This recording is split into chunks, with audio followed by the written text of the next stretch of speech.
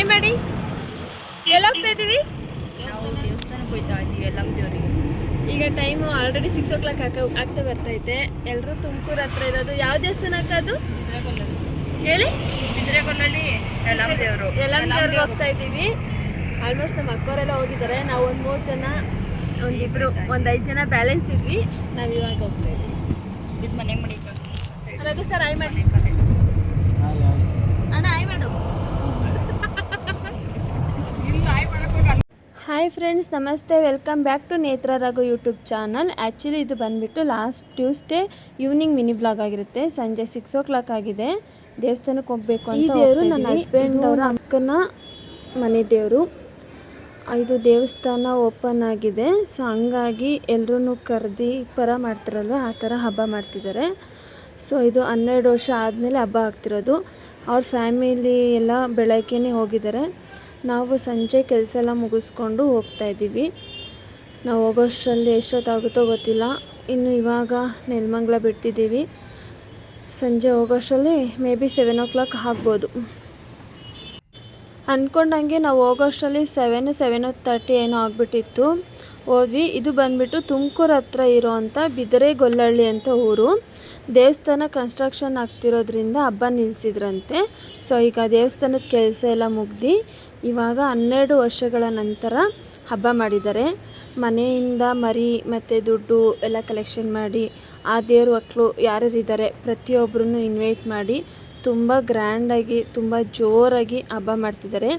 ಈ ಹಬ್ಬಕ್ಕೆ ನಮ್ಮ ಅಳಿಕಾರ್ ನಾಗರಾಜಣ್ಣವ್ರನ್ನ ಗೆಸ್ಟಾಗಿ ಇನ್ವೈಟ್ ಮಾಡಿದರು. ಸೊ ನಾವು ಹೋಗ್ತಾ ಆನ್ ದ ವೇ ಅವರು ನಮಗೆ ಆಪೋಸಿಟಲ್ಲಿ ಸಿಕ್ಕಿದ್ರು. ನೋಡಿ ತುಂಬ ಖುಷಿ ಆಯಿತು. ಇದು ಬಂದು ರಂಗನಾಥ ಸ್ವಾಮಿ ದೇವಸ್ಥಾನ. ನೋಡಿ ಎಷ್ಟು ಚೆನ್ನಾಗಿ ಕಟ್ಟಿದ್ದಾರೆ ಅಂತ. ದೇವ್ರ ಮಾತ್ರ ತುಂಬ ಚೆನ್ನಾಗಿ ರೆಡಿ ಮಾಡಿದರು. ಇವಾಗ ದೇವಸ್ಥಾನದೊಳಗಡೆ ಹೋಗ್ತಾ ಇದ್ದೀವಿ. ನೋಡಿ ಇದೆ ರಂಗನಾಥ ಸ್ವಾಮಿ ದೇವಸ್ಥಾನ. ತುಂಬ ಚೆನ್ನಾಗಿ ಬಂದಿದೆ.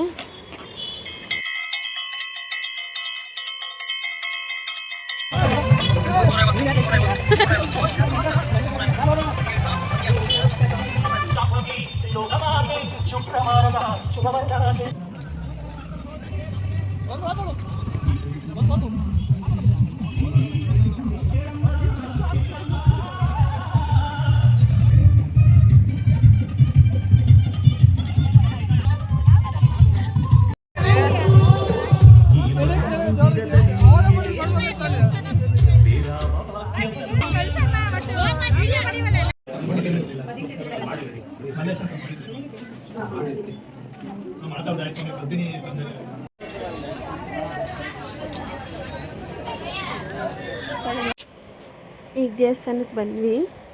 ಜಾತ್ರೆ ಎಲ್ಲ ನೋಡಿಕೊಂಡು ರಂಗನಾಥ ಸ್ವಾಮಿ ದರ್ಶನ ಮುಗಿಸ್ಕೊಂಡು ಈಗ ಯಲ್ಲಮ್ಮ ದೇವ್ರ ಹತ್ರ ಬಂದ್ವಿ. ಅಲ್ಲೂ ನಮಸ್ಕಾರ ಮಾಡ್ಕೊಂಡು ಮಂಗಳಾರತಿ ತೊಗೊಂಡು ಇವಾಗ ಊಟಕ್ಕೆ ಹೋಗ್ತಾ ಇದ್ದೀವಿ. ವೆಜ್ಜು ಮತ್ತು ನಾನ್ ವೆಜ್ಜು ಎರಡೂ ಇತ್ತು. ನಾನ್ ವೆಜ್ ತಿನ್ನೋರಿಗೆ ಬೇರೆ ಕಡೆ ಅರೇಂಜ್ ಮಾಡಿದರು, ವೆಜ್ ತಿನ್ನೋರಿಗೇ ಬೇರೆ ಕಡೆ ಅರೇಂಜ್ ಮಾಡಿದರು. ಸೊ ನಾವು ವೆಜ್ ಊಟಕ್ಕೆ ಹೋದ್ವಿ. ಯಾಕಂದರೆ ಅವತ್ತು ಮಂಗಳವಾರ ಆಗಿರೋದ್ರಿಂದ ನಾವು ನಾನ್ ವೆಜ್ ತಿನ್ನಲ್ಲ. ಸೊ ಹಂಗಾಗಿ ವೆಜ್ ಊಟಕ್ಕೆ ಹೋದ್ವಿ. ನಾವು 4 ಜನ. ಬಟ್ ಊಟ ತುಂಬ ಚೆನ್ನಾಗಿ ಮಾಡಿದರು. ಮತ್ತು ಅಷ್ಟೊತ್ತಲ್ಲೂ ತುಂಬ ಬಿಸಿ ಬಿಸಿ ಇತ್ತು ಊಟ. ಟೇಸ್ಟೂ ಸಖತ್ತಾಗಿತ್ತು. ಆರಾಮಾಗಿ ಊಟ ಮಾಡಿಕೊಂಡು ಬಂದ್ವಿ. ನಮ್ಮ ಅಕ್ಕವರೆಲ್ಲ ನಾನ್ ವೆಜ್ ಊಟ ತಿಂತಾರೆ ಅಂದ್ಬಿಟ್ಟು ಅವ್ರು ಸಪ್ರೇಟಾಗಿ ಹೋಗಿದ್ರು. ನಾವು 4 ಮೆಂಬರ್ಸ್ ಮಾತ್ರ ವೆಜ್ ಊಟ. ಅದಕ್ಕೋಸ್ಕರ ವೆಜ್ ಊಟಕ್ಕೆ ಕೂತಿದ್ದೀವಿ. ನಾವು ಊಟ ಮುಗಿಸ್ಕೊಂಡು ಮತ್ತೆ ದೇವಸ್ಥಾನದ ಹತ್ರ ಬಂದ್ವಿ. ಅಷ್ಟರಲ್ಲಿ ನಮ್ಮ ಅಕ್ಕವರೆಲ್ಲ ಬಂದು ಕೂತ್ಕೊಂಡು ಮಾತಾಡಿಕೊಂಡು ಎಲ್ಲರೂ ಅಡಿಕೆ ಎಲೆ ಹಾಕೋತಾಯಿದ್ರು. ಊರವರೆಲ್ಲ ಸಿಕ್ಕಿದಾರಲ್ವ, ಎಲ್ಲ ಮಾತಾಡ್ತಾಯಿದ್ರು. ಅಷ್ಟರಲ್ಲಿ ನನ್ನ ಮೈದಾ ಸಿಗ್ತಾ ಅಂದ್ಬಿಟ್ಟು ನಾವು ಅವ್ರನ್ನ ಮಾತಾಡಿಸ್ಕೊಂಡು ಅಮ್ಮರೆಲ್ಲ ಬಂದಿದ್ದಾರೆ ಅಂದರು. ಸೊ ಅವ್ರನ್ನ ಮೀಟ್ ಮಾಡೋಕ್ಕೆ ಹೋಗ್ತಾಯಿದ್ವಿ ತಿರ್ಗಾ.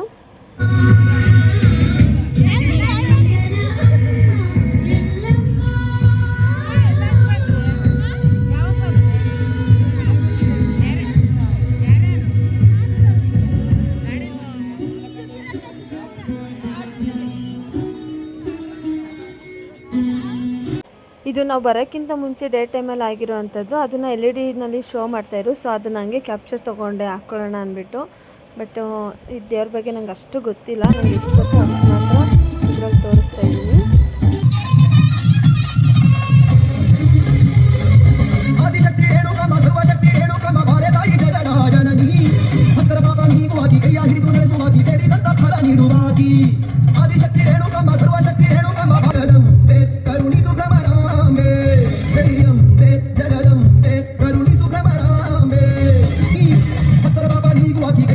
ಮಾಡಲಾಗಿದೆ.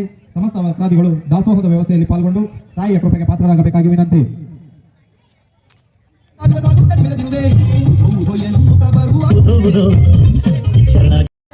ನನಗೇನು ಗೊತ್ತೇ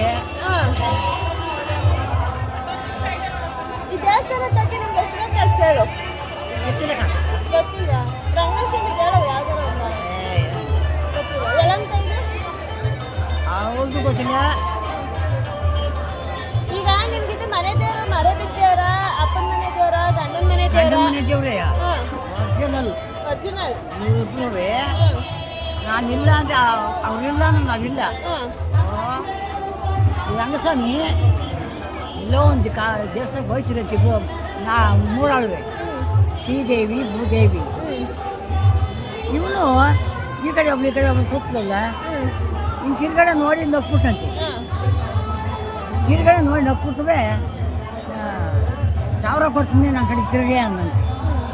1000 ಕೊಟ್ಟರೆ ನಮ್ಮ ಕಪ್ಪಿನ ಬೆಲೆ ಇಲ್ಲ.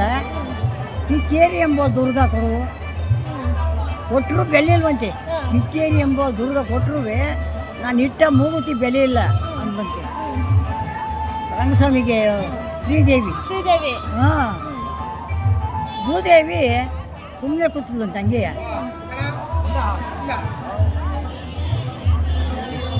ಅಷ್ಟೇ ಕಣಪ್ಪ, ಅಷ್ಟೇ. ಅಷ್ಟೇ. ಇದು ಎಷ್ಟು ವರ್ಷಕ್ಕೊಂದ್ಸಲಿ ಹಬ್ಬ ಮಾಡೋದು? 12 ವರ್ಷಕ್ಕಾಗಿದೆ. 3 ವರ್ಷಕ್ಕೊಂದ್ಸಲಿ. 13 ವರ್ಷಕ್ಕೆ ಮಾಡೋದು ಈ ಸಲ. ಹಾಂ, 3 ವರ್ಷ ಮಾಡ್ತಾರೆ.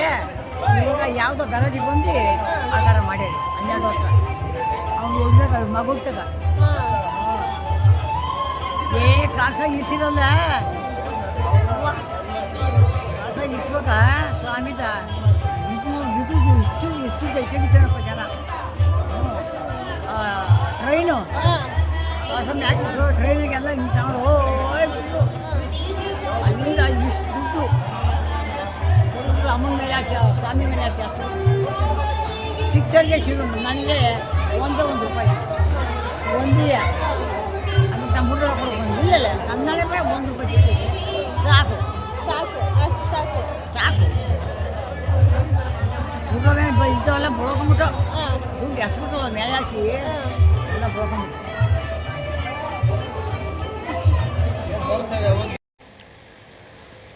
ಅಜ್ಜಿಗೆ ಹಳೆ ಕಾಲದ್ದು ಎಲ್ಲ ತುಂಬ ಸ್ಟೋರಿ ಗೊತ್ತಿರುತ್ತೆ ಅಂದ್ಬಿಟ್ಟು ಹೋಗ್ಬಿಟ್ಟು ಕ್ವಶನ್ ಮಾಡ್ತಾಯಿದ್ದೆ, ದೇವಸ್ಥಾನದ ಸ್ಟೋರಿ ಹೇಳಿ, ನಿಮ್ಗೆ ಎಷ್ಟು ಗೊತ್ತಿದೆಯೋ ಹೇಳಿ ಅಂತ. ಸೊ ಅವರು ಎಲ್ಲ ಮರ್ತೋಗಿದ್ದಾರೆ. ಅವ್ರಿಗೆ ಸ್ವಲ್ಪ ಸ್ವಲ್ಪ ಗೊತ್ತು ಅಂದ್ಬಿಟ್ಟು ಹೇಳ್ತಾಯಿದ್ರು. ಅದನ್ನಷ್ಟೇ ಕ್ಯಾಪ್ಚರ್ ತೊಗೊಂಡಿದ್ದೀನಿ. ಬಾಯ್ ಫ್ರೆಂಡ್ಸ್, ಬಾಯ್ ಬಾಯ್.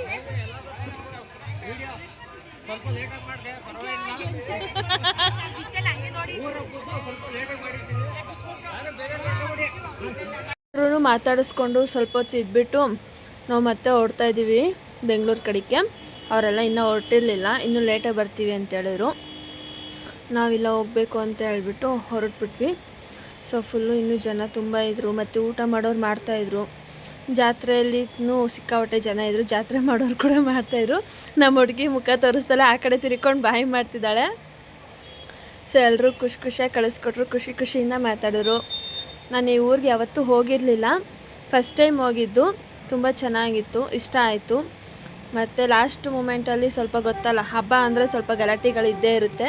ಸೊ ಯಾರೋ ಗಲಾಟೆ ಮಾಡ್ಕೊಂಡಿದ್ರು ಅಂದ್ಬಿಟ್ಟು ಜನ ಎಲ್ಲ ತುಂಬ್ಕೊಂಡಿದ್ರು. ನಮ್ಮ ಕಡೆ ನಾವು ಬೆಂಗಳೂರಿಗೆ ಬಂದ್ವಿ. ಇವತ್ತಿನ ವ್ಲಾಗ್ನ ಇಲ್ಲಿಗೆ ಕಂಪ್ಲೀಟ್ ಮಾಡ್ತಿದ್ದೀನಿ. ಪ್ಲೀಸ್ ಸಪೋರ್ಟ್ ಮಾಡಿ, ಲೈಕ್ ಮಾಡಿ, ಶೇರ್ ಮಾಡಿ. Thank you so much.